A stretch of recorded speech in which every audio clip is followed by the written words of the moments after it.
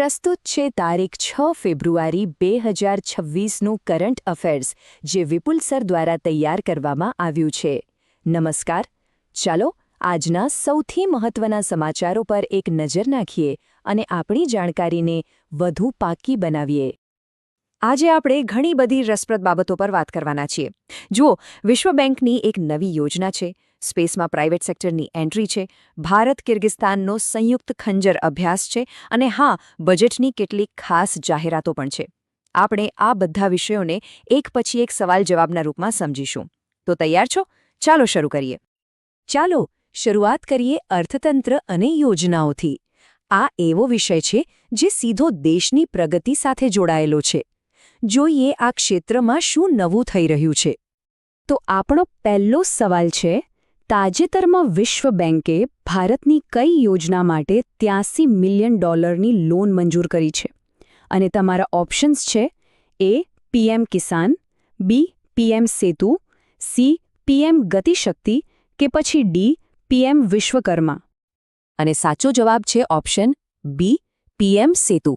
જી હા, વર્લ્ડ બેંકે પીએમ સેતુ યોજના માટે $830 મિલિયન મોટી લોન આપી છે. હવે આ યોજના છે શું? તો એનું મુખ્ય હેતુ છે ભારતની જે આઈટીઆઈ છે એની આખી સ્કિલ ઇકોસિસ્ટમને એકદમ મજબૂત બનાવી. મતલબ કે ટ્રેનિંગ માટેનું ઇન્ફ્રાસ્ટ્રક્ચર સુધરશે, આપણા યુવાનોને ભવિષ્યની નોકરીઓ માટે તૈયાર કરવામાં આવશે અને આનાથી દેશના વિકાસને પણ બૂસ્ટ મળશે. સારું, હવે પૃથ્વી પરથી સીધા અવકાશ તરફ જઈએ. સ્પેસ સાયન્સમાં હવે પ્રાઇવેટ સેક્ટર પણ મોટી છલાંગ લગાવી રહ્યું છે. તો સવાલ નંબર 2, વર્ષ 2027માં દુનિયાનું પહેલું પ્રાઇવેટ સ્પેસ સ્ટેશન લોન્ચ થવાનું છે. એનું નામ શું છે? ઓપ્શન્સ છે: એ બ્લુબર્ડ બ્લોક 1, બી નિસાર 1, સી હેવન 1 કે ડી વોયેજર 1. અને સાચો જવાબ છે ઓપ્શન સી, હેવન 1. આ ખરેખર એક ઐતિહાસિક ક્ષણ છે, કારણ કે હેવન 1 દુનિયાનું પહેલું ટોટલી પ્રાઇવેટ સ્પેસ સ્ટેશન બનવા જઈ રહ્યું છે. આ બતાવે છે કે હવે સ્પેસ એક્સપ્લોરેશનમાં માત્ર સરકારી એજન્સીઓ જ નહીં, પણ પ્રાઇવેટ કંપનીઓ પણ કેટલી આગળ વધી રહી છે. અને એક મજાની વાત કહું, અત્યારે જે ઇન્ટરનેશનલ સ્પેસ સ્ટેશન છે ને, એનું કદ એક આખા ફૂટબોલ ગ્રાઉન્ડ જેટલું છે. હેવન 1 ભલે નાનું હોય, પણ એ સ્પેસ ટ્રાવેલને વધારે લોકો માટે શક્ય બનાવવાની દિશામાં એક મોટો જામ્પ છે. હવે વાત કરીએ દેશની સુરક્ષાની. ડિફેન્સ સેક્ટરમાં આંતરરાષ્ટ્રીય સહયોગ બહુ જ જરૂરી છે.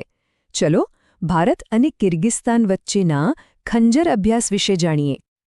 આપણો ત્રીજો સવાલ છે, ભારત અને કિર્ગિસ્તાન વચ્ચેની સંયુક્ત લશ્કરી કવાયત ખંજર ક્યાં શરૂ થઈ છે? તમારા વિકલ્પો છે: એ રાજસ્થાન, બી મેઘાલય, સી ઓડિશા કે ડી આસામ. અને સાચો જવાબ છે ડી આસામ. હા, આ મહત્વપૂર્ણ મિલિટરી એક્સરસાઇઝ આસામમાં શરૂ થઈ છે. એનો મુખ્ય ઉદ્દેશ્ય બંને દેશોના લશ્કરી સંબંધોને વધુ મજબૂત બનાવવાનો અને આતંકવાદ વિરોધી ઓપરેશન્સમાં એકબીજાને સહયોગ કરવાનો છે. કિર્ગિસ્તાન પોતે મધ્ય એશિયાનો એક પહાડી દેશ છે, એટલે આ અભ્યાસથી પહાડી યુદ્ધ કૌશલ્યની આપલે માટે પણ એક સારી તક મળશે. ચાલો હવે આગળ વધીએ અને રાજકારણના એક મહત્વપૂર્ણ સમાચાર પર નજર કરીએ, જે સીધા મણિપુર રાજ્યમાંથી આવી રહ્યા છે.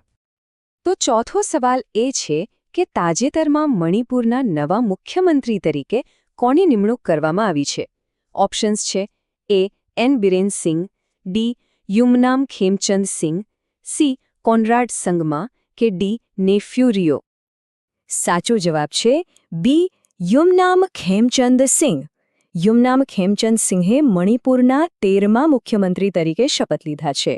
આ પહેલા તેઓ મણિપુર વિધાનસભાના સ્પીકર પણ રહી ચૂક્યા છે, જેમનો બહોળો રાજકીય અનુભવ દર્શાવે છે. અને હા, એ પણ યાદ રાખવા જેવું છે કે મણિપુરને તેની અદ્ભુત સુંદરતાને કારણે ભારતનું ઘરેણું એટલે કે જ્યુઅલ ઓફ ઇન્ડિયા પણ કહેવામાં આવે છે. ફરી પાછા સંરક્ષણ ક્ષેત્રમાં આવીએ, પણ આ વખતે વાત કરીશું ટેકનોલોજીની. ડીઆરડીઓએ હાલમાં જ એક મોટું પરીક્ષણ સફળતાપૂર્વક પાર પાડ્યું છે. પાંચમો સવાલ, ડીઆરડીઓએ સોલિડ ફ્યુઅલ ડક્ટેડ રેમજેટ એટલે કે એસએફડીઆર ટેકનોલોજીનું સફળ પરીક્ષણ ક્યાં કર્યું? તમારા ઓપ્શન્સ છે: એ આંધ્રપ્રદેશ, બી કેરળા, સી ઓડિશા કે ડી રાજસ્થાન. અને સાચો જવાબ છે સી ઓડિશા. ડીઆરડીઓ દ્વારા ઓડિશાના દરિયાકાંઠેથી આ એસએફડીઆર ટેકનોલોજીનું સફળતાપૂર્વક પરીક્ષણ કરવામાં આવ્યું છે. હવે આ ટેકનોલોજી એટલી ખાસ કેમ છે? કારણ કે તે હવાઈ હુમલાઓ માટે વપરાતી મિસાઇલોની રેન્જ અને સ્પીડ બંને વધારી દે છે. સરળ ભાષામાં કહીએ તો આ ટેકનોલોજી મિસાઇલને હવામાંથી જ ઓક્સિજન લઈને લાંબા અંતર સુધી ઉડવામાં મદદ કરે છે, જે એને વધુ ઘાતક બનાવે છે. ચાલો હવે દેશની બહાર નજર કરીએ. એક આંતરરાષ્ટ્રીય સમાચાર છે જે સોશિયલ મીડિયા અને યુવાનો સાથે જોડાયેલો છે. સવાલ નંબર 6. તાજેતરમાં કયા યુરોપિયન દેશે 16 વર્ષથી ઓછી ઉંમરના બાળકો માટે સોશિયલ મીડિયા પર પ્રતિબંધ મૂકવાની જાહેરાત કરી છે? વિકલ્પો છે A. Denmark, B. Spain, C. Sweden કે ડી. નોર્વે. સાચો જવાબ છે બી. સ્પેન. સ્પેનની સરકારે આ એક ખૂબ મોટો નિર્ણય લીધો છે. તેમણે 16 વર્ષથી ઓછી ઉંમરના બાળકો માટે સોશિયલ મીડિયા પર પ્રતિબંધ લગાવ્યો છે. સરકારનું કહેવું છે કે બાળકોના માનસિક સ્વાસ્થ્યને પ્રાથમિકતા આપવા માટે આ પગલું લેવામાં આવ્યું છે. અને હા, એ પણ જાણી લો કે સ્પેન ઓલિવ ઓઇલના ઉત્પાદનમાં દુનિયામાં નંબર 1 છે.